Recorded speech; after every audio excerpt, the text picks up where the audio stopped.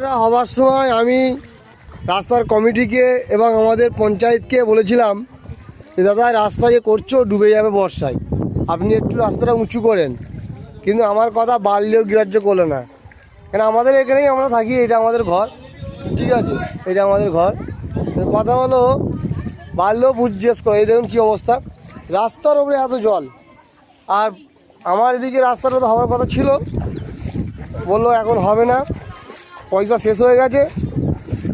হ্যাঁ, এই জন্যেই বলে টিএমসি থেকে চোর।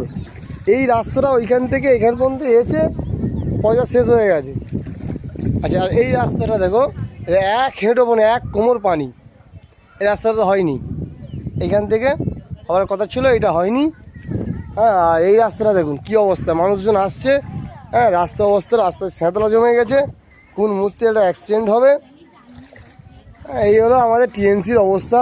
কি মানুষ টিএমসিকে ভোট দেবে বলুন তো? এই জন্যেই বলে টিএমসি চোর চোর চোর। কেন বলে? এই সব কারণগুলো দেখেই বলে টিএমসি চোর।